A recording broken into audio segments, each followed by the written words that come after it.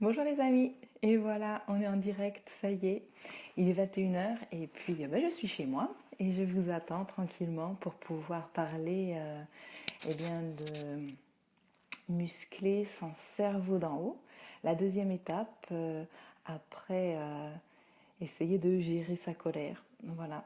Cette deuxième étape, elle m'a été inspirée par une question, un commentaire. Merci maman suite à cette première émission ensemble. Voilà, donc je suis contente de vous retrouver et je vais donc vous parler de comment ça fonctionne et comment on va pouvoir muscler le cerveau d'en haut pour que nos enfants, ils puissent gérer au mieux leur colère. C'est-à-dire que, comme on a vu la semaine dernière, notre cerveau est composé de deux parties, le cerveau d'en haut et le cerveau d'en bas. Et ces deux parties n'ont pas les mêmes fonctions. Le cerveau d'en bas, c'est ce qu'on appelle le cerveau reptilien, et lui, sa fonction, c'est de nous venir en aide en cas de danger. Donc, il est là pour notre survie. Il est là pour nous faire notre survie, c'est-à-dire générer la peur et la colère quand c'est nécessaire. Et puis, il est là pour faire fonctionner tout chez nous, c'est-à-dire faire fonctionner notre cœur, notre respiration, tout ce qu'on fait de manière instinctive. Et puis, on a notre cerveau d'en haut, et celui-là, il est là pour gérer nos pensées, pour gérer, pour planifier, pour imaginer. Voilà. Et lorsque ce cerveau d'en haut n'a plus le contrôle, n'est plus en lien avec le cerveau d'en bas et qu'il n'arrive plus à gérer, c'est là que la colère éclate. Donc on en était là, et comment est-ce qu'on peut faire pour muscler ce cerveau? Donc, ça peut se passer en 5 étapes. Puisque ce cerveau d'en haut, coucou maman, ce cerveau d'en haut, il a donc 5 fonctions principales. Et donc pour le muscler, dans un premier temps, il faut le solliciter. C'est comme quand on fait de la gym, on sollicite ses muscles, on les muscle. Et on se rend compte souvent, quand on fait un sport que ça fait longtemps qu'on n'a pas fait, par exemple du vélo ou des abdos, on se dit, tiens, après avoir fait 1 heure ou 2 heures d'effort, je ne savais pas que j'avais ce muscle-là. Non, on ne savait pas, mais il est bien là, il existe. Pour notre cerveau d'en haut, c'est pareil. Euh, on le muscle et ça permet en fait de se développer.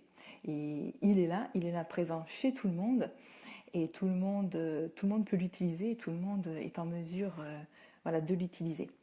Donc le muscler chez soi, c'est une première chose, et puis ensuite le muscler chez ses enfants, pour que eux aussi ils puissent réagir à leur colère de manière, j'allais dire entre guillemets, plus civilisée, c'est-à-dire qu'ils ne soient pas dans cette réaction, qu'ils soient plus dans une réflexion par rapport à la colère que dans la réactivité. Voilà. Donc en fait, il faut le solliciter. Alors comment on fait pour solliciter son cerveau d'en haut? C'est le cerveau, c'est une partie du cerveau, et c'est la partie, qui permet de prendre des décisions justes, des décisions judicieuses. Pour pouvoir prendre des décisions judicieuses, il faut déjà permettre à nos enfants de faire des choix et de prendre des décisions. Parce que si on leur apprend jamais, ou si on ne leur laisse jamais la possibilité de faire des choix, ils ne peuvent pas apprendre à le faire, et donc ils ne peuvent pas se muscler à faire ça. Donc comment faire pour laisser à nos enfants faire des choix? Dès tout petit, on peut leur proposer de choisir entre deux choses. Par exemple, est-ce que tu veux le yaourt au chocolat ou à la vanille? Est-ce que tu veux faire du vélo ou de patin à roulettes? Est-ce que tu veux, je sais pas moi, te brosser les dents ou pas? Et quand on leur propose le choix, il faut aussi s'assurer qu'on est d'accord avec leur réponse. C'est-à-dire que si vous leur proposez de se brosser les dents ou non, et quand ils choisissent ben non, ce soir je ne veux pas me brosser les dents, et que vous derrière vous dites ah ben non, il est hors de question que tu ne te brosses pas les dents, tu vas avoir des caries. Non, alors on ne propose pas le choix là, on propose un choix pour lequel on est d'accord nous-mêmes d'accepter les conséquences. Et faire un choix, ben, ça permet à eux bien justement d'assumer les conséquences de leurs actes, et puis surtout de se dire qu'ils vont devoir perdre quelque chose. Parce que faire un choix, bah, c'est perdre quelque chose. Donc c'est peser le pour et le contre. Est-ce que je veux aller chez ma copine ou est-ce que je veux plutôt aller à la piscine avec un copain? Qu'est-ce que, quand on me propose deux activités et qu'elles me plaisent toutes les deux, comment je fais pour choisir? Parce que faire un choix, bah, c'est pas évident. Hein, j'en connais un rayon là-dessus. Donc voilà, c'est faire un choix, c'est peser le pour ou le contre et puis essayer de trouver ce qui va nous procurer le plus de plaisir, le plus de satisfaction ou le moins de désappointement. Donc ça permet voilà, de muscler le cerveau d'en haut, c'est leur laisser prendre des décisions, puisqu'ils vont devoir voilà, réfléchir aux conséquences. Si je fais ça, qu'est-ce qui va se passer? Et si je fais ça, qu'est-ce qui va arriver? Voilà, donc ça muscle le cerveau. Ensuite, deuxième étape pour muscler le cerveau, eh bien, c'est travailler sur cette manière de contrôler ses émotions et de contrôler son corps. Alors, les enfants, mais ils ne sont pas encore actifs pour contrôler leurs émotions puisque leur cerveau n'est pas encore musclé. Donc, on est là en train de leur muscler. Donc, il faut leur apporter des outils. Alors par exemple, j'ai partagé aujourd'hui sur ma page un article très intéressant de Papa Positive qui a des choses formidables sur son site. Il est plein de ressources, de belles ressources. Et là, il avait, je pense que c'est lui qui a dû fabriquer, enfin je m'avance un peu, je ne sais pas trop, mais en tout cas sur son site, il y avait une roue et il permettait avec cette roue, c'était une sorte de synthèse, qu'est-ce que je fais plutôt que de taper ou de mordre, vers quoi je peux donc m'orienter. Donc comment est-ce que je peux contrôler cette émotion qui arrive, où je suis dans la fâcherie, dans la colère, et hop, j'ai envie de mordre, j'ai envie de taper. Eh bien, il proposait des choses. Donc par exemple, il y avait malaxer une balle en mousse, ou alors il y avait exprimer mon désaccord par je me sens. Il y avait, qu'est-ce qu'il y avait encore s'éloigner, prendre du recul par rapport à la situation, s'en aller. Il y avait plein de petites choses comme ça. Donc ça, c'est un outil qui est pratique pour pouvoir aider nos enfants à choisir autre chose que la violence quand ils sont dans la colère. Donc il y a d'autres outils, on peut leur dire, bah, quand tu sens que la colère arrive, eh bien va taper dans un coussin. Donc il y a beaucoup de choses qui disent, on peut avoir le coussin de la colère, des choses comme ça. Ils peuvent gribouiller leur colère aussi, plutôt que d'aller l'extérioriser sur quelqu'un d'autre. Donc c'est comme ça qu'on contrôle ses émotions et son corps. C'est en ayant des petits outils qu'on a comment dire, à disposition.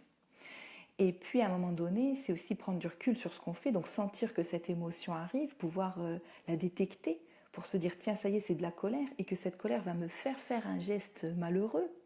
Donc en fait, comme on disait dans le premier volet, ce n'est pas la colère qui va être négative ou néfaste, ce sont les conséquences qu'on va avoir, c'est ce qu'on va faire de cette colère.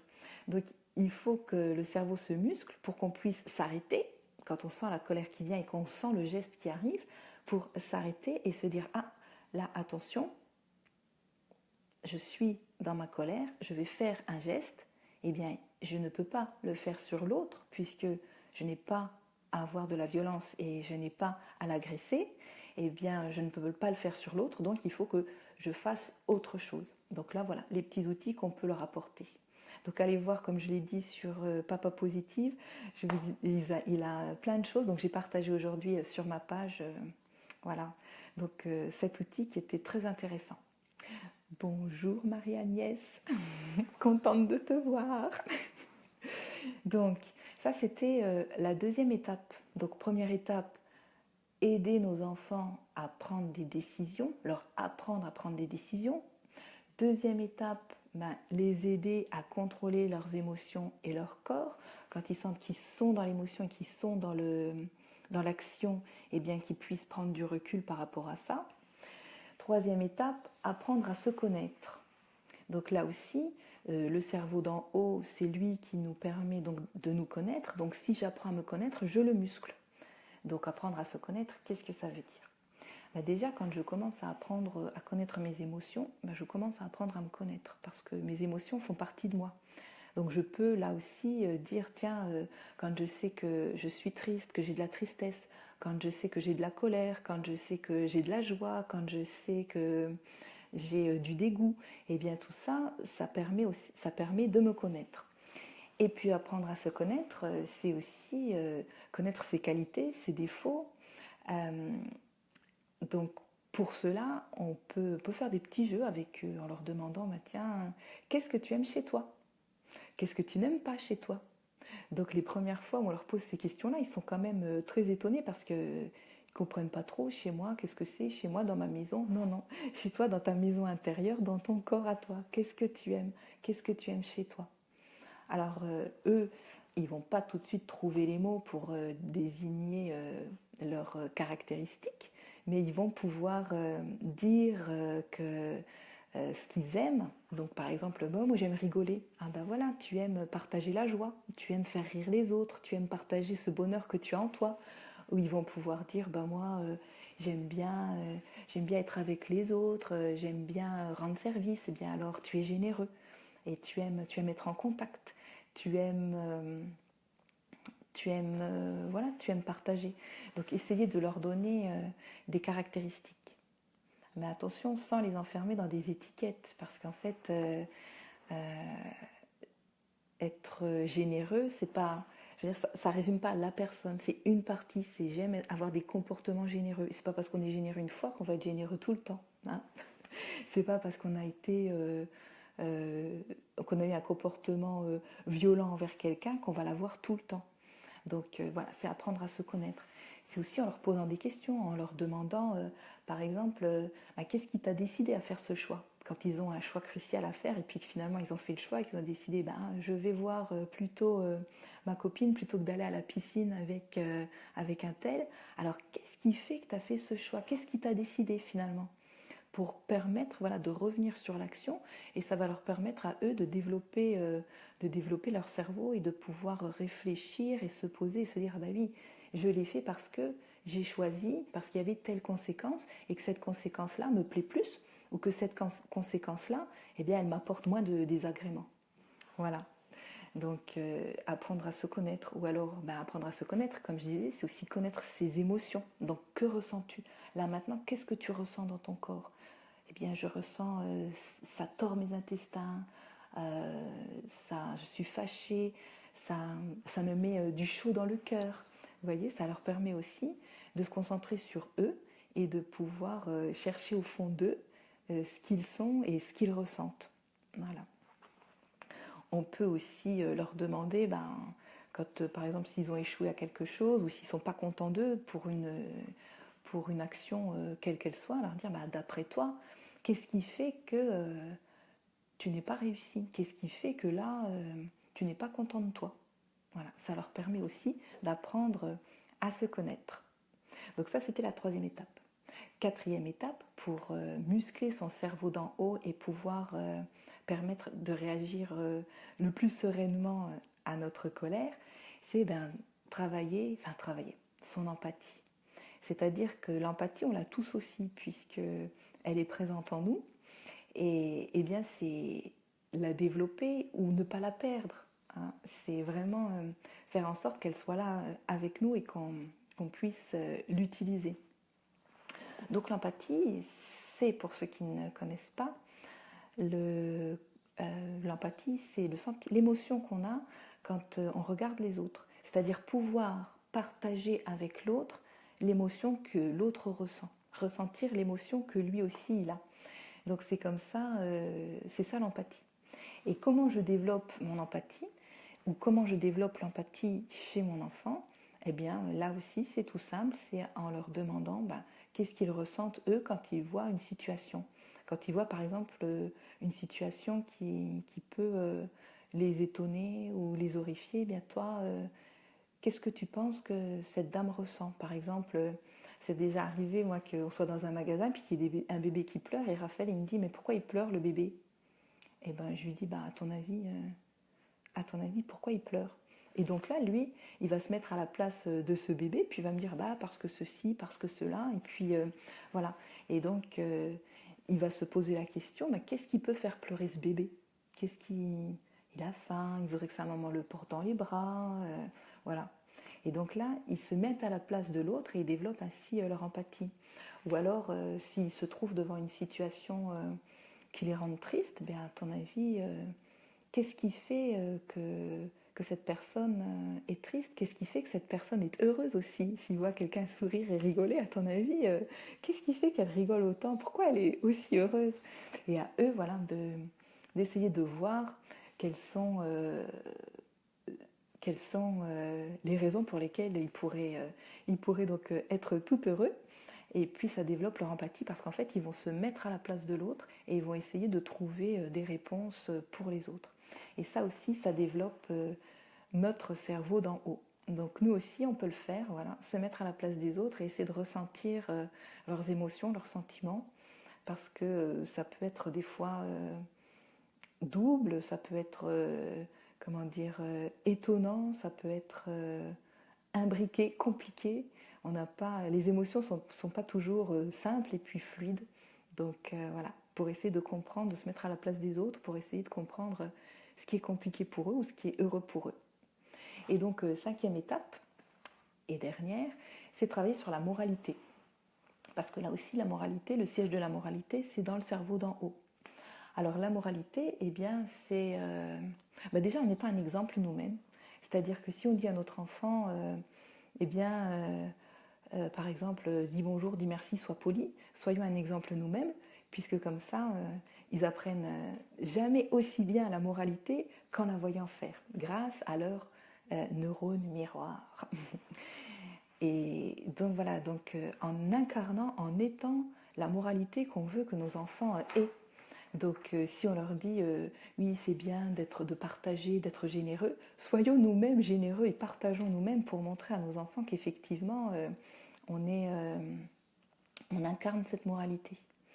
Et puis on peut aussi, pour travailler la moralité, poser des questions d'éthique. Par exemple, toi, si tu vois deux enfants se battre et qu'il n'y a personne là, qu'est-ce que tu fais? Qu'est-ce que tu ferais si? Puis alors ça, ils adorent. Hein. Et si, comme qu'est-ce que tu préfères entre avoir une jambe en mousse ou trois canards qui te suivent? Donc là, c'est pareil. Qu'est-ce que toi tu ferais si? Est-ce qu'à ton avis, on a le droit de griller un feu rouge si on est pressé? À ton avis, est-ce qu'un camion de pompiers a le droit de griller un feu rouge? Vous voyez, pour qu'ils puissent se, travailler cette moralité-là, se dire, bah oui, quels sont les pour, quels sont les contre, voir les conséquences de tout ça, de leurs actes, et essayer de, comment dire, essayer de se mettre à la place de l'autre, toujours en utilisant son empathie, en utilisant le fait de faire des choix et trouver un sens moral pour pouvoir essayer de comprendre que déjà, c'est pas aussi facile qu'on le croit. La vie n'est pas non plus complètement dichotomique, il y a le bon, il y a le mauvais, et que des fois, la règle, elle n'est pas toujours aussi simple que ça à respecter. Il y a des fois où c'est pas évident. Et c'est en se posant ces questions de moralité, qu'est-ce que je ferais moi si, que ça permet de se de se confronter à la réalité. Et le jour où ça arrive, ben tiens, on a déjà une petite réponse. On sait déjà un petit peu qu'est-ce que je ferais moi si, et est-ce que j'y arriverai? Parce que c'est pas non plus toujours facile. On se dit oui, oui, oui, moi, si je vois des personnes se battre, j'interviens. Et le jour où ça nous arrive, et ben finalement, c'est pas toujours évident parce que d'intervenir, ça signifie peut-être se prendre des coups, ça signifie peut-être prendre position. C'est pas évident. Et c'est comme ça, voilà, que l'on muscle son cerveau d'en haut. Alors moi, j'ai rien inventé par rapport à comment muscler son cerveau d'en haut. J'ai tout pris, voilà, de mon livre, donc le cerveau de votre enfant. Et là-dedans, voilà, c'est expliqué. Puis je vous le redonne, je vous le redis, ça vous évitera de le lire. Et si vous voulez par contre que je vous fasse un petit résumé, si vous voulez avoir un petit résumé papier de ces 5 étapes, et que pour pouvoir l'accrocher sur le frigo, ben vous pouvez toujours me joindre en message privé, me laisser votre adresse mail, et c'est avec plaisir que je vous ferai une petite récap, un petit récapitulatif pour vous aider à penser à développer le cerveau d'en haut. Parce que c'est bien beau de connaître les 5 étapes, mais de temps en temps, il faut aussi se dire, tiens, et si je le faisais? Et si je développais un petit peu le cerveau d'en haut de mon enfant? Parce que c'est pas quelque chose qu'on a l'habitude de faire au quotidien. On se dit pas, tiens, maintenant, je vais développer le cerveau d'en haut. On est souvent dans l'action-réaction et on pense pas. Donc il est bon aussi d'avoir des petits pense-bêtes et de se dire, tiens, aujourd'hui, je vais essayer de travailler un petit peu sur le cerveau d'en haut de mon enfant. Parce que d'un autre côté, on ne fait pas ça non plus toute la journée, sinon voilà, c'est aussi fatigant pour eux, c'est fatigant pour nous. On a aussi envie d'être un petit peu, je veux dire, dans la relation simple, efficace, tranquille. Et de temps en temps, par contre, se dire, tiens, maintenant, est-ce que je pourrais pas, la situation me le permet, est-ce que je pourrais pas, au lieu d'agir avec mon cerveau d'en bas sur son cerveau d'en bas, agir avec mon cerveau d'en haut sur son cerveau d'en haut. Bon, ça demande de l'entraînement. C'est pas évident parce qu'il faut déjà pouvoir j'allais dire, s'extraire de la situation, prendre du recul par rapport à la situation pour pouvoir gérer de la sorte quand c'est un moment de conflit. Après, on peut le faire, je dirais, de manière un petit peu entre guillemets artificielle, c'est-à-dire se dire, tiens, maintenant je vais essayer de gérer, de muscler le cerveau d'en haut de mon enfant. Donc j'essaie de voir, je l'observe, est-ce que je pourrais là intervenir sur, eh bien, qu'il arrive à se connaître un peu mieux. 2, est-ce que je pourrais essayer de lui proposer un choix pour qu'il puisse faire un choix?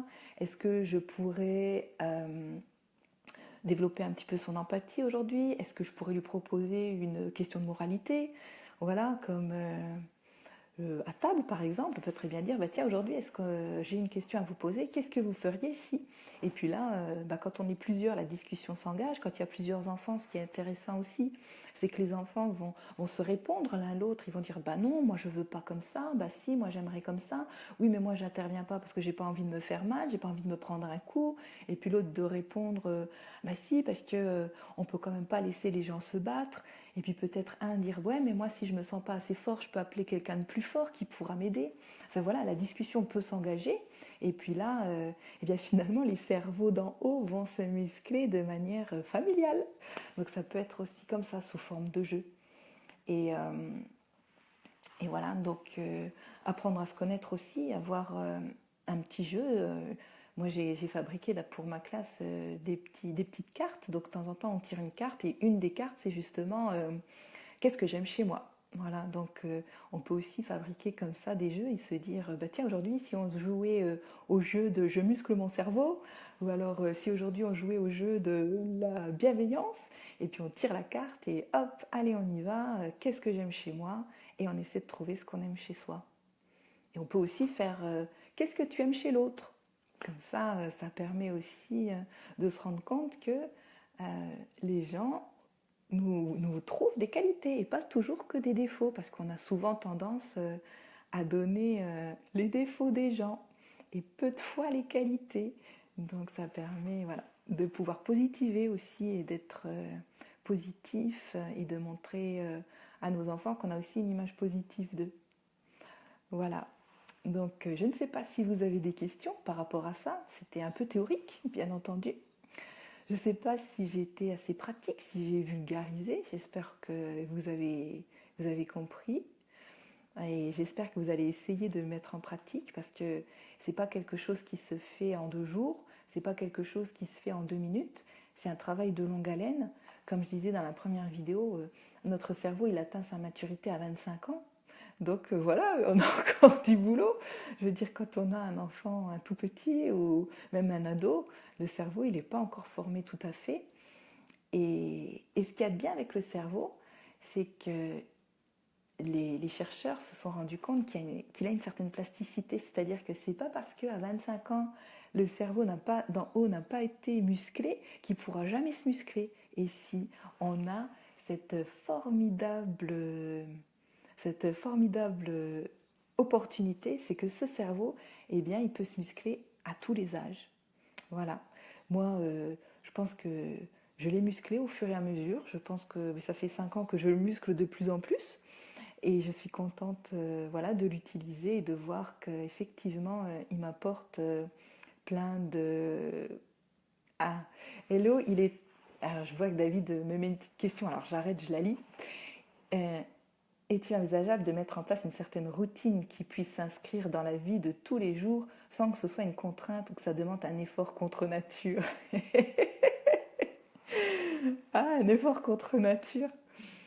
Alors, ouais, bah, sous forme de jeu. C'est quand on prend plaisir, je pense, à, comment dire, à muscler son cerveau. On peut très bien partir sur quelque chose de super amusant en disant, eh ben, un jour, on muscle ses muscles et le lendemain, on va muscler son cerveau.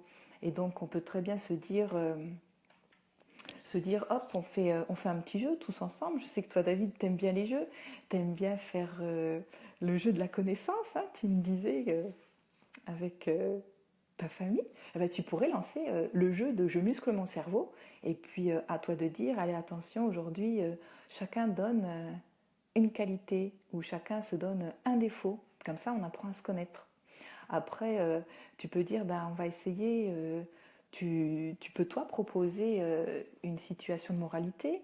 Donc, à votre avis, si là, devant, à l'arrêt de bus, hein, il y a deux personnes qui se battent, qu'est-ce que vous faites? Vous êtes là, vous regardez par la fenêtre, qu'est-ce que vous faites? Pour qu'ils s'essayent à ça.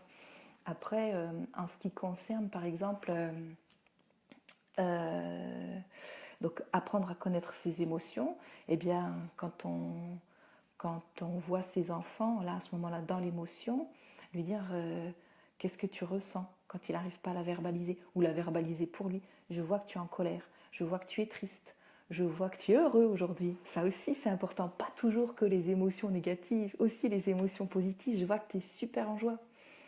Et puis, voilà, c'est à nous d'être créatifs par rapport à ça. Et effectivement, le mettre vraiment sous forme de plaisir et sous forme de petits jeux. Donc, je sais que toi, tu aimes bien tout ce qui est un petit peu compétition. Donc, effectivement, tu peux le mettre comme ça, sous forme de petits jeux, apporter ça à table, apporter ça de manière ludique pour que le plaisir soit là aussi. Parce que c'est sûr que si on est là, ouais, alors aujourd'hui, je vais muscler mon cerveau, non, on ne va pas le faire, quoi. Si ça ne nous apporte pas du bonheur et du plaisir, on ne va pas le faire. Et on le fera aussi quand on va voir, comment dire, la positivité aussi chez nos enfants. Quand on va voir que de temps en temps, ils vont faire appel à ça. Et là, on va se dire, waouh, ils ont réussi. Ils ont réussi à le faire. Ils ont réussi à ne pas taper et à se dire, au moment où le geste va venir, ils ont réussi à reprendre le contrôle en se disant, tiens, hop, ne serait-ce que je vais voir cette roue de papa positive, si elle est sur le frigo, je sens que la colère est là, hop, mais rien que ça, se dire arrêter pendant le geste, arrêter pendant l'énervement, mais c'est déjà, je trouve, un super grand pas. C'est déjà, j'ai pris conscience que je suis dans la colère et j'ai pris conscience que j'ai pas le droit d'aller au bout de mon geste. Donc déjà ça, on se dit waouh, le progrès quoi, le progrès.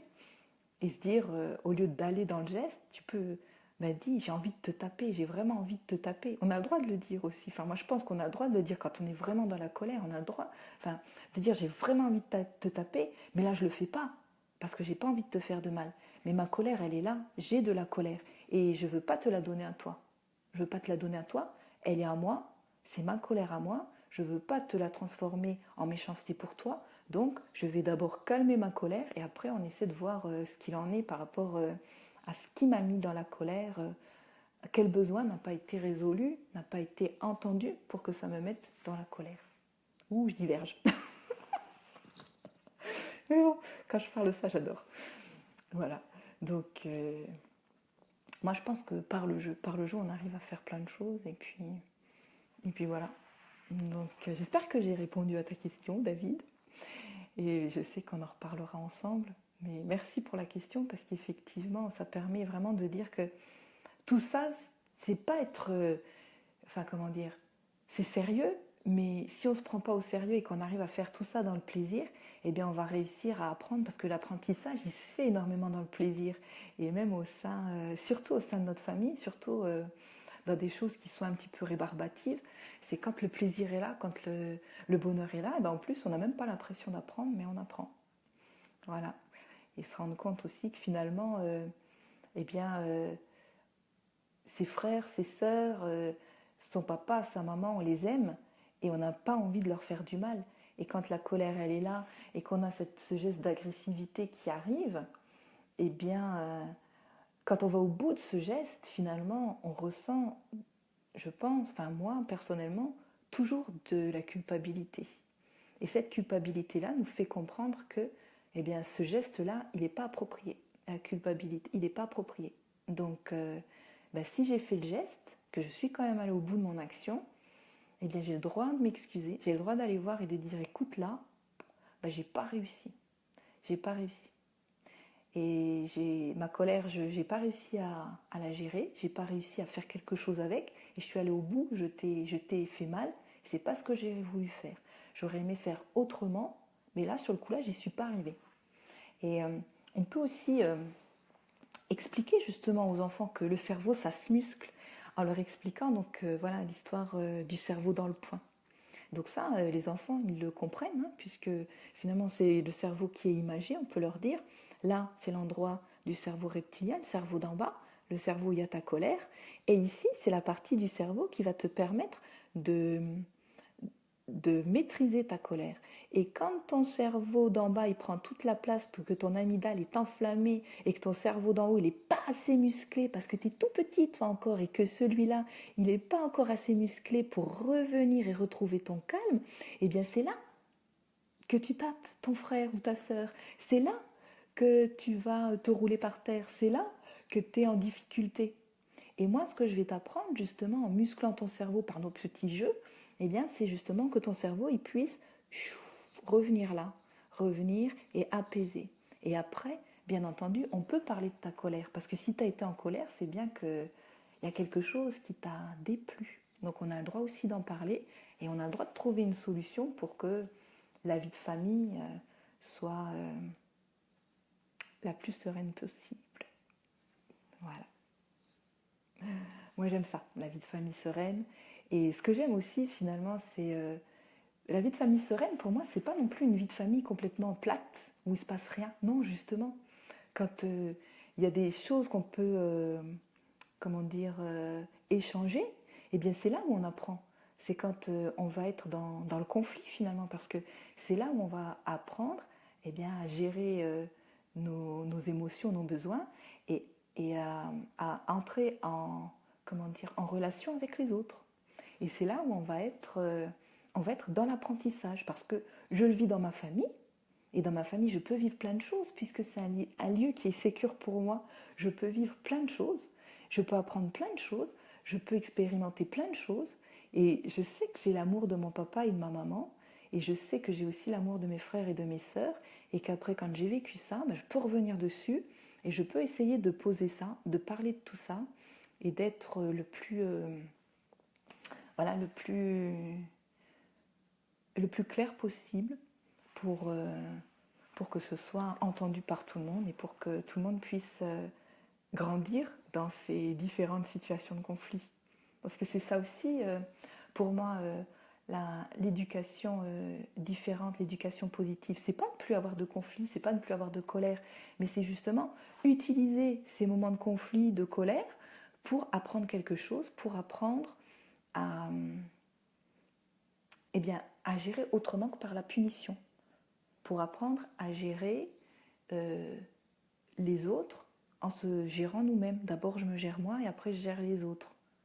Voilà, pour comprendre que nos actions ont des conséquences et que ces conséquences-là, eh ben, il y en a toujours des conséquences à nos actes. Ben, je peux blesser quelqu'un, soit dans le cœur, soit physiquement.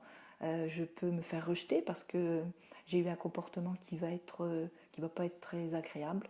Voilà, il y a des conséquences pour tout. Et quand je suis agréable, il y a aussi des conséquences agréables. Et pour moi, c'est ça l'éducation. C'est comprendre que tous mes actes ont des conséquences et que je suis responsable de tous mes actes. et que ce n'est pas la punition qui va me faire évoluer, c'est moi-même. Parce que la punition, alors ça c'est aussi un sujet que j'adore, hein, expliquer, la punition, qu'est-ce qu'elle fait? Elle dédouane. C'est bon, j'ai fait ma punition. J'ai pas besoin de réfléchir sur quel a été mon comportement. Est-ce que mon comportement a été juste ou est-ce que mon comportement n'a pas été juste vis-à-vis de l'autre? Non, je m'en fiche, j'ai fait ma punition. Et en classe, ça se voit énormément. Les gamins, ils s'en fichent, ils ont fait leur punition. 2 minutes après, ils recommencent. La punition, elle a aucun effet. Enfin si, elle va avoir un effet à court terme. Mais à long terme, non. Alors que quand on peut, comment dire, quand on peut faire apprendre à nos enfants les conséquences de leurs actes, et ben la punition, elle n'a plus lieu d'être. Pour ma part, enfin, ça c'est ce que je pense. Exprimer sa colère n'est pas... Alors, pardon. Exprimer sa colère n'est-ce pas positif dans le sens où lorsque celle-ci est exprimée, c'est qu'il y a recherche de solutions. Ne pas exprimer sa colère n'est-ce pas une preuve d'indifférence? C'est vrai, exprimer sa colère, je suis d'accord, ouais, sur ce point-là, je suis d'accord avec toi, David, c'est qu'effectivement, si j'exprime ma colère, ça signifie que je me rends compte qu'elle est là. Et donc, effectivement, je veux chercher une solution à cette colère. Et c'est quelque part, elle me dérange, ma colère. Et si elle me dérange, c'est que... Enfin, pour moi, c'est ça. C'est vrai que moi, je l'aime bien, cette colère, parce qu'en fait, elle me fait évoluer. Et à chaque fois que je suis en colère, je réfléchis, mais qu'est-ce qui me met tant en colère? Comment ça se fait que je suis en colère, quoi? Parce que, qu'est-ce qui fait? Eh bien, c'est qu'il y a toujours un besoin chez moi qui n'a pas été entendu et respecté.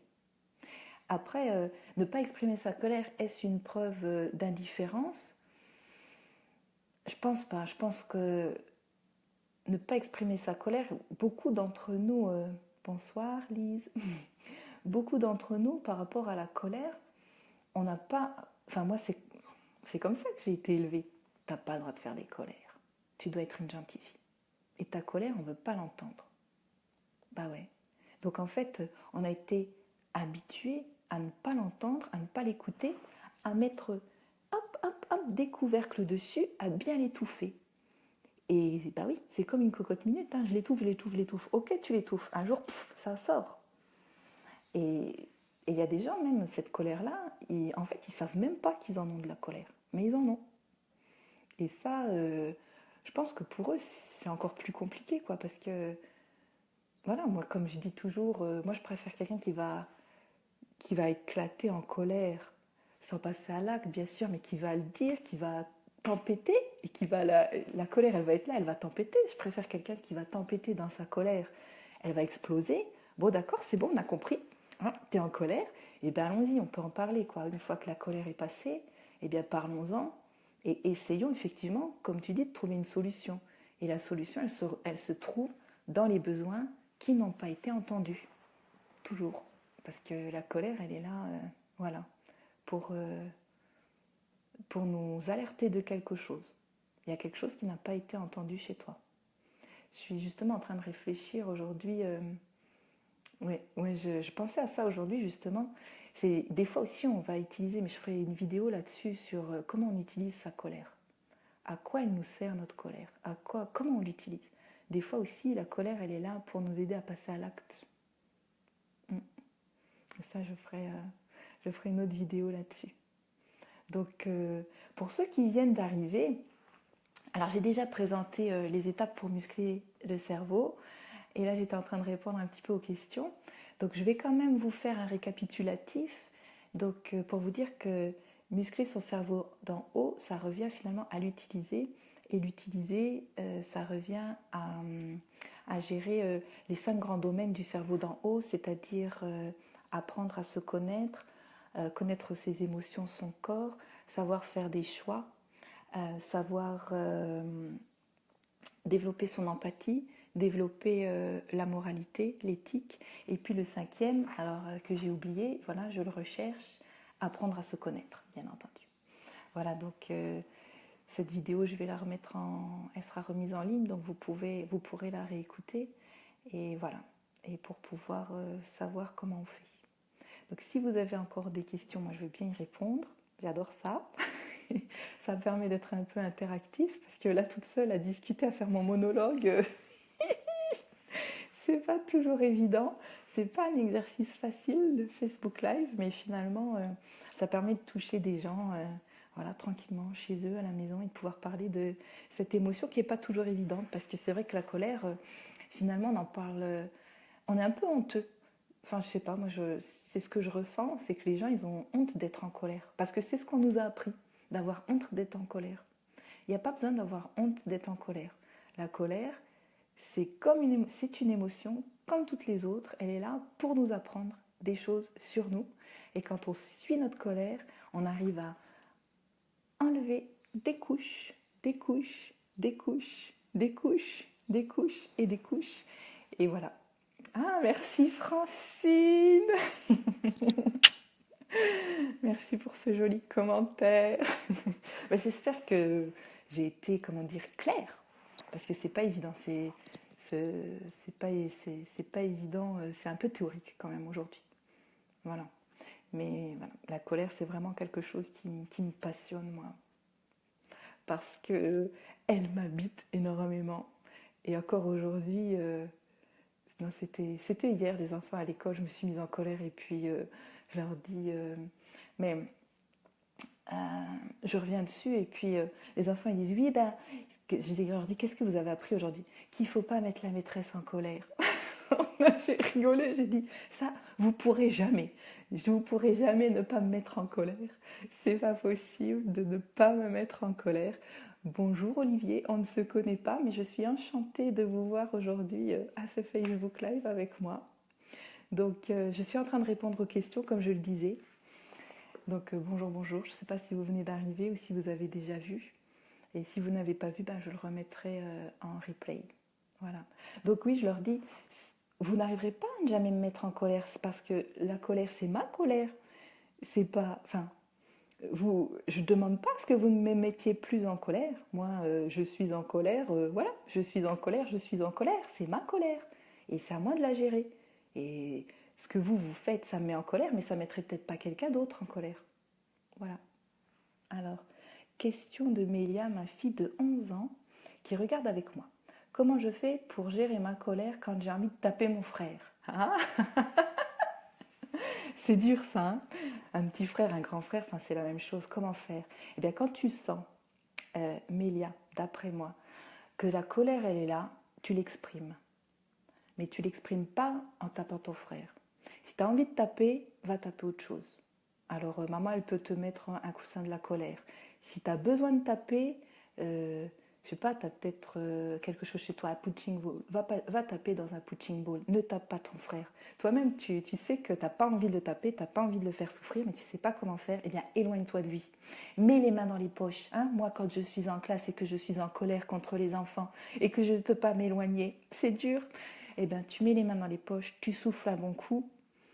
Tu peux l'exprimer, ta colère, de manière différente. Tu peux aller taper, tu peux aller crier quelque part. Tu peux lui dire, je suis très en colère contre toi, je suis fâchée contre toi, j'ai envie de te taper, mais je ne le ferai pas.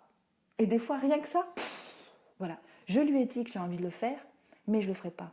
Et je ne le ferai pas parce que mais je t'aime très fort, même si tu me mets en colère, enfin si tu me mets en colère, ça c'est pas juste. Même si j'ai de la colère vis-à-vis de ce que tu as fait, je t'aime tellement que j'ai pas envie de te taper. Et ma colère, je vais la passer autrement. Et ensuite, je vais te dire que je suis en colère parce que, et t'essaies de trouver pourquoi. Et toujours, je suis en colère. Parce que, comme je dis, la colère, ça nous appartient. Ce qui te met toi en colère, Mélia, ça ne mettra peut-être pas en colère quelqu'un d'autre. Mais tu peux lui dire, je suis en colère parce que, je sais pas, tu m'as pris la tablette des mains. Je suis en colère parce que je voulais encore, moi, jouer. Tu me la prends des mains. Demande-le-moi. Alors, je ne sais pas ce qui te met en colère, mais voilà. Je sais pas, j'espère que j'ai répondu à ta question, Mélia. Sinon, remets-moi un petit quelque chose et puis je serai un peu plus précise.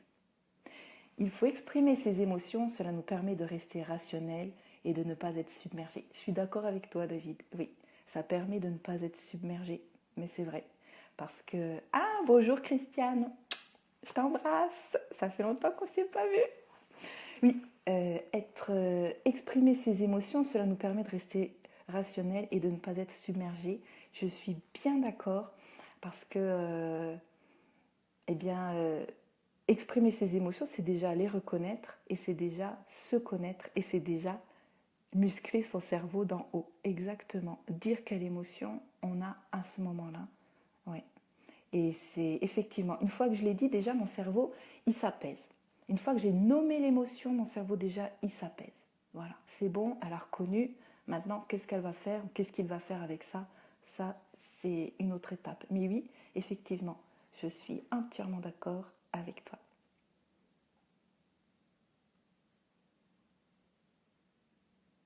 Alors, qu'est-ce que tu as mis, Mam? Ah, ça, c'était là aussi. Ciao! Donc, nous, on a beaucoup de boulot car Oscar ne se calme que lorsqu'il a donné le dernier coup. Ouais, c'est vrai, tu m'en as déjà parlé, c'est vrai. Ben, qu'il a donné le dernier. C'est dur, ça, hein? Là, ouais, bah, on va. Ce petit bonhomme, il a besoin de donner le dernier coup, il a besoin d'être entendu le dernier, d'avoir raison peut-être, je sais pas. Donc passer par... Mais j'ai vu que tu avais aussi mis, que tu étais intéressée par cette roue de papa positive, qui peut être... je pense que oui, ça peut être très intéressant de lui dire, je vais te donner le dernier coup à ton frère, ce dernier coup tu le donnes ailleurs, et ensuite tu vas parler à ton frère, et si tu veux, je t'aide à lui parler et à lui dire ce qui t'a dérangé. Parce que c'est peut-être ça aussi, il a peut-être besoin, je sais pas, ça j'en sais rien, je vais pas faire de la psychologie de comptoir, hein, de quoi il a besoin. C'est lui qui sait de quoi il a besoin. Donc voilà, lui exprimer, non, stop, ton frère tu le tapes pas, tu tapes ce que tu veux, autre chose, mais ton frère tu le tapes pas, chérie. Ouais, et voilà, c'est tu, à vous, à toi de mettre les limites là où tu as envie de les mettre. Voilà. Et puis, parce que c'est pas évident, enfin, je veux dire, c'est vrai que quand ils sont, de toute façon, quand ils sont dans l'énervement et ce qu'il y a, c'est que quand ils se sont, quand les enfants ont tous les deux, comment dire, excité leur cerveau d'en bas, s'il n'y en a pas un pour s'arrêter, c'est pas possible. C'est pas possible, puisque le cerveau d'en bas, c'est le cerveau de la peur, de la colère, c'est le cerveau de la réactivité. Donc il a trois manières de réagir. Soit il attaque, soit il se sauve, soit il s'immobilise. Donc quand le cerveau d'en bas a pris le pas sur le cerveau d'en haut, c'est les trois manières qu'il a de réagir. Donc il attaque, bah oui, je me bats. Il se sauve, je m'en vais en courant. Il s'immobilise, je suis tétanisée de peur, je bouge plus. Donc là, on sait que c'est le cerveau d'en bas qui est en œuvre, quoi. C'est lui qui a pris le contrôle, c'est lui qui a pris le dessus. Et voilà, donc c'est pour ça qu'il faut apprendre à muscler son cerveau d'en haut pour que quand le cerveau d'en bas il est complètement, comment dire, pris, qu'il a complètement pris le contrôle, il faut qu'il y en ait un des deux qui s'arrête. Et s'ils n'arrivent pas à s'arrêter, il faut qu'il y ait quelqu'un qui soit là et qui intervienne pour arrêter et après pour revenir sur la situation. Enfin, d'après moi. Enfin, de toute façon, c'est comme ça qu'on fait quand, je sais pas, quand on voit des gens qui se battent, on commence pas à discuter, on commence pas à dire si tu, à propos, qu'est-ce que tu penses aussi. Non, je veux dire quand on voit des gens qui se battent, hop, d'abord on les sépare, ensuite on attend qu'ils se calment parce que parler quand on est encore dans l'émotion, essayer de vouloir, comment dire, essayer de vouloir raisonner quelqu'un quand il est dans l'émotion, c'est pas la peine, hein, parce que il écoutera pas. Il faut d'abord connecter avec lui dans son, comment dire, connecter avec lui dans son émotion, lui exprimer qu'on a compris son émotion, qu'on a compris où il en était. Et une fois qu'on a connecté, merci, une fois qu'on a connecté, eh bien, c'est à ce moment-là, c'est après, quand on a compris l'émotion, quand l'autre en face de nous sait qu'on est dans l'empathie, qu'on a compris ce qu'il nous raconte, qu'on a compris où il en est, c'est seulement après qu'on va pouvoir mettre des mots. Et des fois, c'est même pas dans l'instant après, ça peut être le lendemain, ça peut être 2, 3 jours après, ça peut être longtemps après. Enfin, voilà. Quelle frustration pour eux qu'on les sépare. Mais écoute, tu sais quoi, prépare-leur des combats de catch, hein. Mais oui, parce que de toute façon, le cerveau d'en bas, quand il a pris le pas, c'est terrible. C'est terrible. Ouais. On sait tous ce que c'est. Hein, on s'est tous battus avec son frère et sa sœur, non? On connaît tous ça, on s'est tous crêpé le chignon. Mais à un moment donné, il y en a un qui arrête. soit parce qu'il a trop mal, soit parce que... Mais il y en a toujours un qui arrête. Et ben voilà, donc là, nous, notre rôle de parents, je pense, d'après moi, c'est que il faut qu'on arrête, il faut qu'on les arrête avant et qu'on leur explique. Et c'est pas parce que le jour-là, ils se sont battus et qu'ils ont, entre guillemets, laissé leur cerveau d'en bas prendre le dessus, que ça va être raté à vie, quoi. Justement, c'est un moment d'apprentissage. Voilà, ça s'est passé comme ça. Moi, je suis pas d'accord parce que je suis pas d'accord qu'on se batte dans notre famille. Je suis pas d'accord que vous vous tapiez. Moi, ça me fait mal au cœur quand je vois vous battre. Ça me brise le cœur. Vous êtes mes deux enfants. J'ai pas envie de vous voir vous battre. Par contre, je suis d'accord que vous ayez des conflits, ça c'est normal. On n'est pas tous, on est nombreux dans cette famille, on n'a pas tous envie des mêmes choses au même moment. C'est normal qu'on ait des conflits, mais on les résout autrement. Et je peux vous donner des solutions, je peux vous apprendre à le faire autrement. C'est la maman de Mélia. Mélia est très souvent en colère contre moi au sujet des repas qui ne lui conviennent pas. Ah, ça oui. Écoute sa colère et la prend en compte dans ses amphis, mais ne peut pas répondre à sa demande d'hamburger pizza à chaque repas, évidemment. Des astuces pour gérer cette colère? Elle valide la question. Ah, les repas. Ah, les repas. Mais oui, c'est vrai. Et bien là, bah oui, Mélia, elle a le droit d'être en colère, de ne pas avoir un hamburger, une pizza, d'être déçue, de ne pas vouloir le manger, de vouloir avoir tellement envie de ce hamburger, cette pizza. Et donc, et il est vrai qu'effectivement, nous, en tant que parents, ben, on a besoin, on a cette envie de leur donner des repas équilibrés. Je sais bien de quoi je parle, j'ai le même à la maison, il est tout petit, mais voilà. Donc on a envie, voilà, qu'ils mangent des légumes, qu'ils mangent équilibré, qu'ils mangent ceci, qu'ils mangent cela. Et puis, mais c'est compliqué. Ben, à ce moment-là, on accepte la colère. On peut lui dire, oui, je sais, je vois que tu es en colère parce que tu aurais aimé manger pizza, tu aurais aimé manger hamburger, tu aurais aimé manger kebab, tu aurais aimé manger du gras. Hein. Ah, du gras, du bon gras, de la bonne pizza. Et là, on peut comment dire, jouer avec ça. C'est-à-dire que, on valide, on connecte. Je suis d'accord que t'aurais envie de manger. Et puis alors là, tu manges, je t'ai proposé quoi? Des vieux haricots, hein. Tu les aimes pas les haricots, hein. T'aurais préféré du gras. Et puis, on peut rentrer après dans l'imaginaire pour le prendre avec humour, parce que finalement, voilà, vous savez très bien que vous lui avez proposé ça aujourd'hui et qu'elle aime pas. Eh ben, allons-y peut-être un peu avec un peu d'humour en lui disant, je sais bien que toi t'aimes pas ça, hein. Je t'ai encore fait un truc que t'aimes pas, hein. Et puis après, peut-être expliquer aussi qu'est-ce qui est bon, enfin pourquoi vous lui faites quelque chose qu'elle n'aime pas, qu'est-ce qui est bon pour elle si elle a 11 ans, elle est capable de comprendre qu'est-ce qui est bon pour elle. Et peut-être des fois, c'est vrai, et peut-être des fois, pourquoi pas l'intégrer dans la confection des repas, lui dire bah écoute, qu'est-ce que tu veux manger cette semaine? Je suis d'accord pour faire une fois pizza ou une fois hamburger, à vous de décider combien de fois pizza, combien de fois hamburger par mois, par semaine, je ne sais pas comment vous avez envie, et lui dire ok, je suis d'accord, on fait 4 fois hamburger, 4 fois pizza, à vous de décider le nombre, bah, tu me dis quand. Et puis le reste du temps, si tu veux, viens avec moi, on fait les courses. Hop, on fait les repas, qu'est-ce que tu as envie de manger? Prenez un livre de cuisine, vous ouvrez, qu'est-ce que tu veux qu'on fasse comme recette? Je suis d'accord, il faut que ce soit équilibré. Parce que j'ai besoin de te savoir en bonne santé, parce que j'ai besoin de savoir que tu sois plein d'énergie en mangeant un peu de tout. Et on peut très bien utiliser, vous savez, cette pyramide de l'alimentation qu'on trouve partout sur n'importe quel site pour voir effectivement ce qui est préconisé de manger en grande quantité et en haut, tout en haut, les sucreries qui ne sont pas nécessaires et le gras qui n'est pas nécessaire. Et du coup, voilà, avec ça, voir avec elle, comment toi tu veux manger. Et le jour où c'est pas pizza, ouais, c'est dur, mais on peut en rire aussi. On sait qu'on n'aime pas la pizza et on peut en rire. Oui, je suis d'accord avec toi, David.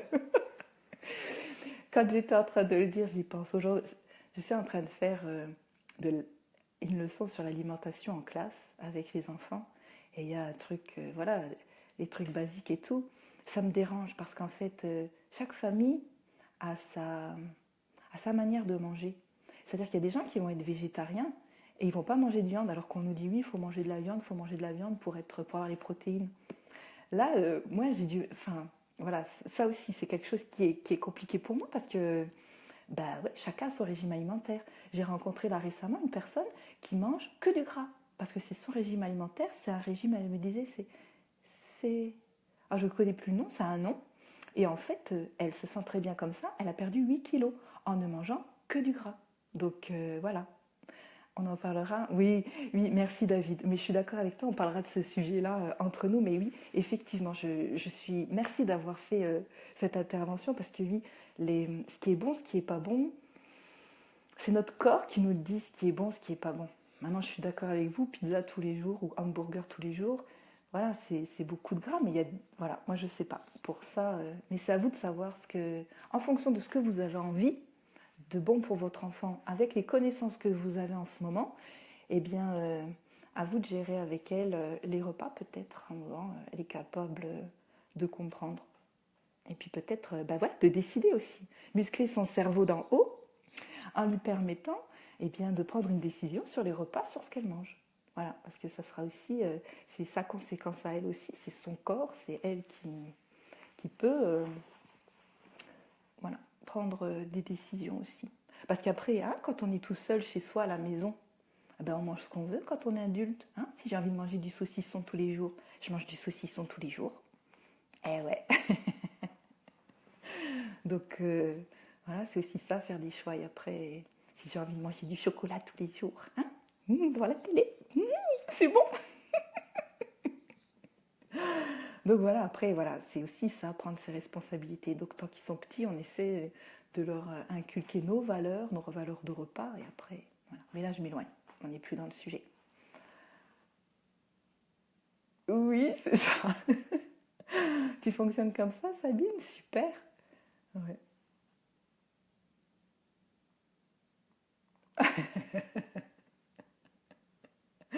Voilà.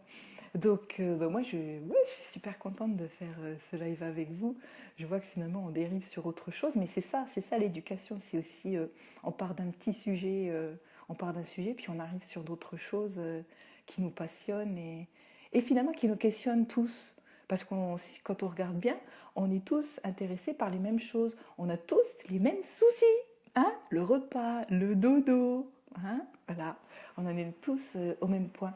Et on fait comme on peut, avec ce qu'on peut, avec les connaissances du moment, avec nos possibilités du moment aussi, parce que on n'a pas tous les mêmes possibilités, on n'a pas tous les mêmes envies, on n'a pas tous.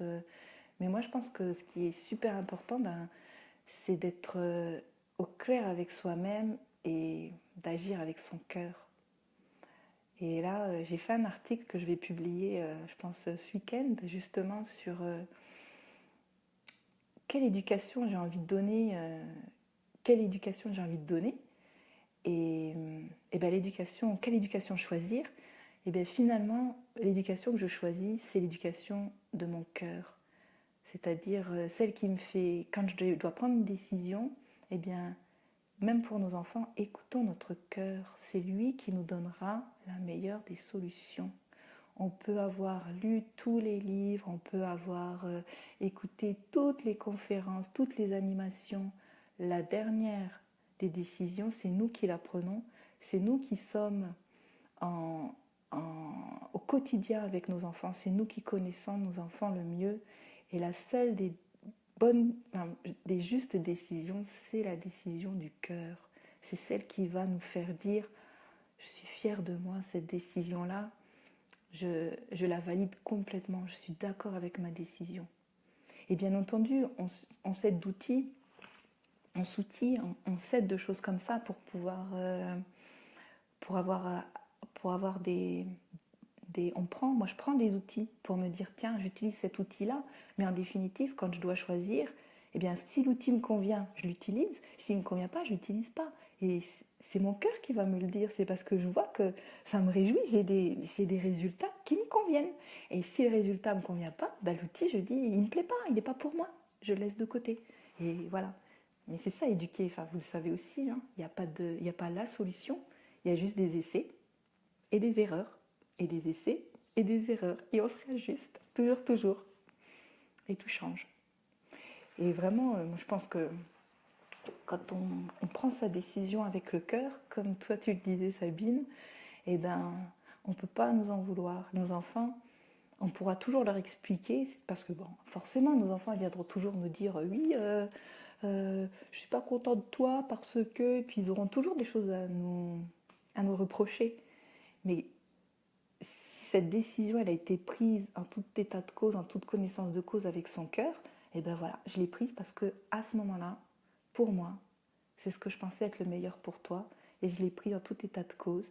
Et si ça t'a blessé, je m'en excuse, parce qu'à ce moment-là, peut-être que je ne savais pas. Ben ouais. Et je me pardonne d'avoir pris cette décision-là, de t'avoir fait du mal, et voilà. Et c'est pour ça que moi, j'en veux pas du tout à mes parents aussi, parce que, vous savez, j'ai aussi reproché beaucoup à mes parents leur éducation à un moment donné. Voilà, quand arrive la fin de l'adolescence, le début quand on est jeune adulte et qu'on se retrouve un petit peu dans la vie, que la vie nous malmène, et on se dit, oui, ma mère, mon père, papa, papa. Mais finalement, on se rend compte qu'ils ont fait comme ils pouvaient avec ce qu'ils avaient, et qui, malgré tout, ils ont fait le meilleur pour nous. Et oui, on ne peut pas leur en vouloir. Et merci d'avoir été comme ça. Parce que ce qu'ils ont fait, ils nous ont construits. Alors, merci maman et merci papa. Vous m'avez construit tel que je suis fière de ça. Moi, je continue à évoluer, je ne suis pas restée non plus sur ce que vous avez donné de moi, mais voilà, ça a permis de participer voilà, à mon évolution. Et si vous ne m'aviez pas fait connaître tout ça, eh bien voilà, je ne serais pas là en train de parler avec vous ce soir sur ce Facebook Live. Oui, on a le droit. Hein. Ouais. Moi, je trouve que... Et oui. Moi, je trouve que c'est vraiment... c'est ça aussi de dire à ses parents... Moi, j'espère qu'un jour, mon fils, il viendra et qu'il me dira Maman, j'étais pas d'accord quand t'as fait ça. Enfin, je suis pas d'accord avec la manière que t'as eu de m'éduquer. Parce que comme ça, je me dis, bah, il y a réfléchi déjà. C'est déjà pas mal. Bisous, maman. Ouais, c'est déjà pas mal, quoi. Je veux dire, c'est qu'il réfléchit sur lui et puis qu'il est en train d'évoluer. Donc je dirais merci. Merci de venir me voir et merci de me le dire parce que, ouais, effectivement, ce que j'ai fait, moi j'ai fait et toi tu l'as reçu. Donc moi, ce que je t'ai lancé, je te l'ai lancé comme je pouvais et toi tu l'as reçu comme tu pouvais aussi. Mais j'espère qu'il viendra aussi me dire ce qu'il a à me dire parce qu'en plus, je trouve que quand les enfants viennent et vous disent ce qu'ils ont à vous dire, c'est qu'ils se sentent en sécurité avec vous et qu'ils savent que cet amour que vous avez pour eux, il est vraiment inconditionnel et qu'ils ont le droit d'exploser et de vous dire en face, tiens, j'ai ça à te dire. Bah ouais, dis-le-moi, ça ne me détruit pas. Et ça construit en plus voilà, notre amour et le lien qu'on a ensemble, ça ne me détruit pas. Non. Moi, c'est ça que j'ai appris aussi. Merci maman. Ça ne me détruit pas. Je peux te dire des choses, ça ne te détruit pas, ça ne me détruit pas, et ça ne détruit pas les liens qu'on a. Et je peux dire aussi des choses à ma sœur, c'est pareil. Et même à mon beau-frère, c'est pareil. Et c'est ça qui est beau, c'est que on peut, quand on a on a des liens forts enfin pas forts parce que quand on est en face de gens qui sont avec qui on se sent en sécurité, on sait que ce lien, voilà. Et c'est bien aussi voilà, comment dire, de concrétiser, enfin, d'essayer de voir jusqu'où ce lien il va. Ouais, jusqu'où ce lien il va, et c'est ça aussi ce qu'on fait. Je pense que quand nos enfants ils sont là et ils nous mettent dans la colère, et ben jusqu'où notre lien est fort. Comment notre lien est fort. Ben, notre lien est fort, voilà, jusque-là, jusqu'à accepter que tu me dises des choses. Attention, pas accepter non plus tous les actes, mais j'accepte que tu me renvoies ce que tu estimes n'avoir pas été bon pour toi. Et voilà, et c'est juste, c'est bien.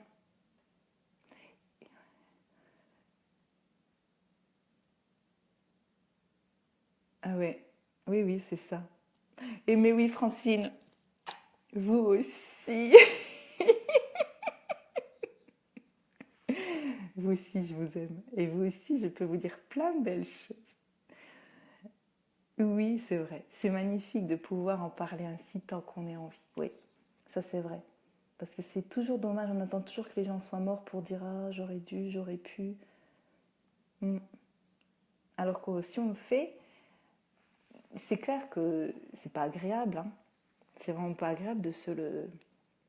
Tu confirmeras, maman, de se l'entendre dire, c'est pas agréable parce que ça ressasse des choses en nous, c'est pas facile. Et d'un autre côté,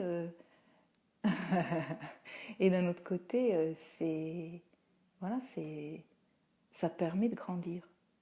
Après, je dis pas qu'il faut non plus percer la bulle de tout le monde tout le temps et tout le temps dire des choses sur les gens, non. Mais quand c'est important et quand c'est comment dire profond, eh bien on a le droit d'aller le dire et de le dire aussi en toute bienveillance. Il y a une manière, je pense aussi, de dire les choses. C'est là aussi où la colère, elle peut être, si on en revient à la colère, ou quand on a des choses qui sont difficiles à dire, souvent on le dit dans la colère parce qu'on ne sait pas comment faire autrement. Alors que si on essaie, voilà, on peut essayer de le dire différemment, de le dire en toute bienveillance. Et puis de manière généreuse, de manière positive aussi. Voilà. Et ça, c'est difficile à faire parce que dans les premiers temps, quand on donne des choses à dire à quelqu'un, bah, c'est souvent, je sais pas vous, mais moi, c'est souvent, on utilise justement la colère pour pouvoir dire aux autres parce que sinon ça sort pas, on n'y arrive pas. Hein, et on utilise la colère. Et cette colère-là, elle nous permet de dire des choses et on va les dire de manière blessante. Voilà. Alors que si on arrive à faire la part des choses, on peut le dire de manière bienveillante. Ah oui. Ouais. Voilà. C'est être honnête. Oui. Mm. Oui. C'est vrai. C'est être honnête. Être honnête avec soi-même et être honnête vis-à-vis des autres. Et c'est pas facile. Merci pour les astuces. J'utilise la plupart, mais j'en ai besoin de plusieurs pour tourner. Ah oui, je n'ai pas pensé à la pyramide en essayant effectivement. Alimentation touche aux valeurs. Alors Julie touche aux valeurs et demande des compromis pour s'écouter et s'entendre. Ah d'accord. Oui. Et je suis très heureuse et fière que mes enfants puissent être eux-mêmes et s'exprimer des accords et colères en toute confiance. Bah oui. Et oui, en toute confiance. Exact. Et je pense qu'ils savent, lisent, qu'ils peuvent le faire. Parce que s'ils le font, c'est qu'ils savent qu'ils peuvent le faire et que le lien, il sera toujours là. Et ça, c'est beau, parce que vous construisez pour l'avenir. Ouais. Et vous permettez aussi à vos enfants, je pense, hein, de, comment dire, de devenir des adultes qui s'écoutent et qui seront responsables et autonomes. Et d'être dans l'écoute et dans le partage aussi. Parce que c'est ça ce qu'on fait. C'est ça pour moi, avoir une éducation différente. C'est être dans le partage et dans l'écoute, dans l'empathie, dans la bienveillance. C'est en fait, comment dire, faire en sorte que tout le monde sorte gagnant de ce grand jeu. Parce que, je sais pas, nos enfants, ils sortent de nous. Soit ils sortent de notre cœur, soit ils sortent de notre corps. Mais comment on peut se dire... moi, je suis toujours étonnée d'entendre des parents dire j'ai perdu, il a perdu, on a perdu. S'il y en a un de nous deux qui perd, on perd tous les deux. Alors que si on gagne tous les deux, on gagne tous les deux, c'est quand même bien plus beau. Enfin, pour ma part, je pense, d'être gagnant-gagnant. C'est pas facile tous les jours, on n'y arrive pas toujours. Mais si c'est vers là qu'on va et vers là qu'on tend, on peut y arriver. Que tout le monde soit gagnant, ça arrive. Et c'est là où on est fier de nous, quand on se dit yes, on a été gagnants tous les deux, je suis contente. Un pas de plus. Voilà, un petit pas à la fois vers tout ça. Et effectivement, accepter l'émotion de son enfant, c'est un beau pas, c'est un pas. D'ailleurs, la colère, elle nous fait peur, mais quand on l'a comprise, elle ne peut plus nous faire peur, parce qu'on sait que finalement, c'est juste une émotion. La joie ne nous fait pas peur, bah, la colère, elle n'a pas à nous faire peur non plus. C'est la même émotion, c'est la même chose, c'est une émotion. Ce qui est dérangeant, toujours, c'est finalement le regard des autres. Parce qu'on se dit, tiens, qu'est-ce qu'ils vont penser de moi? Alors moi, je me dis, qu'est-ce qui est le plus important? que moi j'ai envie de faire avec mon enfant, ou là où je veux l'emmener, ou alors le regard des autres qui vont se dire oh mais celle-là, elle le laisse tout faire. Parce que moi au fond de moi je sais bien que je lui apprends des choses et que son cerveau n'est pas encore mature et que ce qu'il apprend, il va l'apprendre à son rythme et que c'est sûr que des fois c'est un peu compliqué quand ils sont petits pour nous, mais qu'après en grandissant ils auront eu des bases et puis ils auront des apprentissages qui seront utiles pour toute leur vie et dans leurs relations sociales pour toute leur vie.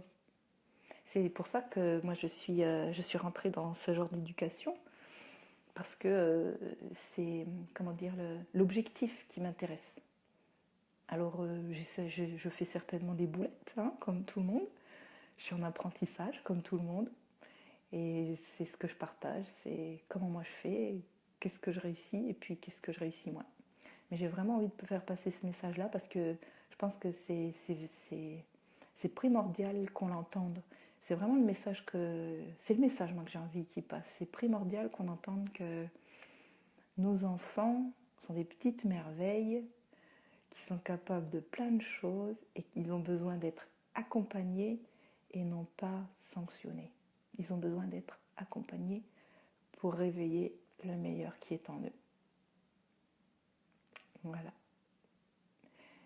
Sur ces belles paroles, si vous n'avez pas d'autres questions, eh bien, je vous embrasse tous très fort.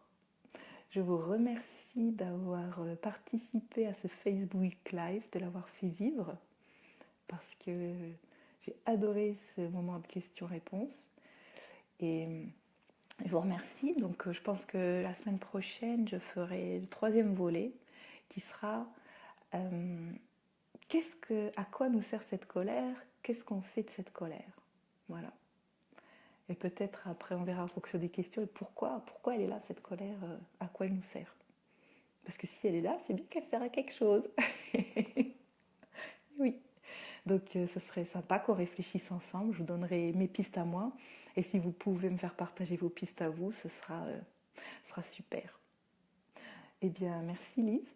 Et bonne fin de soirée à vous. Et ben, c'était avec plaisir que j'ai partagé cette soirée en votre compagnie. Je vous embrasse tous très fort et je vous dis bien la semaine prochaine et vous aurez donc le lien sur ma page de conscience et de cœur. Je vous embrasse. Bonne soirée. Au revoir.